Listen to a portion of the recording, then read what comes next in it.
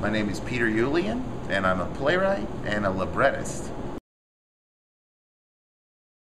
Well, let's see, I've known Todd forever. We went to the University of Iowa together, and I've followed his career with great interest since then.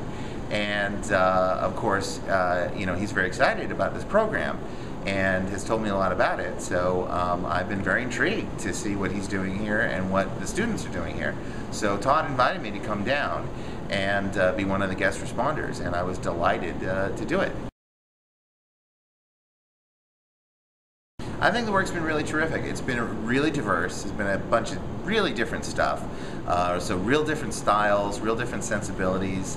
I think we've seen some things that really are exciting. You know, they're not necessarily finished. They're not necessarily, haven't necessarily worked out all the problems, but there's huge potential and lots of really great provocative stuff in it. And then we've also seen some things that I think were sort of experiments, where the writer wanted to try to achieve something, and to a certain degree were successful. And then I think the next step for them is to decide if there's a theatrical life beyond what they originally wanted to achieve with it, and whether there's a sort of a personal connection as opposed to more of an exercise kind of to it. And I think all that is terrific. I think that's what a festival should be. One of the things I really like about this festival is that the focus is on the playwrights, and it's on what the playwrights get out of it by presenting their work in front of an audience. It's not about showing off the most commercial pieces that have come out of the workshop, over the last couple of months. It's really about what the playwrights need, and I think that's as it should be.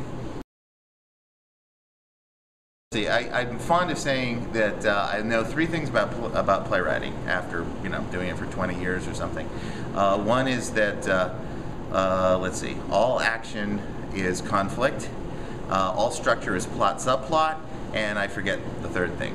So the lesson there is, that's a joke, but it's true actually, because the lesson there is that every time you sit down to write a new play, it's like mapping a new jungle.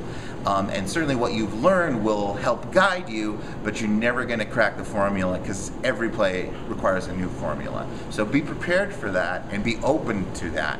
And the main thing is to believe in it from your heart. Even if you're doing it for the money, find what it is, and if you're in the theater, you're in the wrong business for that. But sometimes, you got to take a paycheck.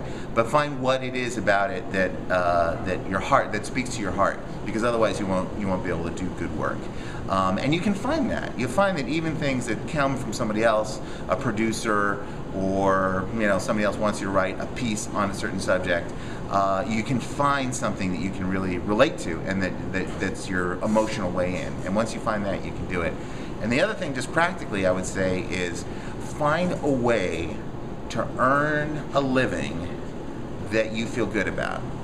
For some people, that's doing a job they don't care about, that earns a living. For some people, that's a profession, and don't feel like if you have a profession other than being a writer, that's a problem. Because don't forget, great writers were also, like William Carlos Williams, great poet, was a physician.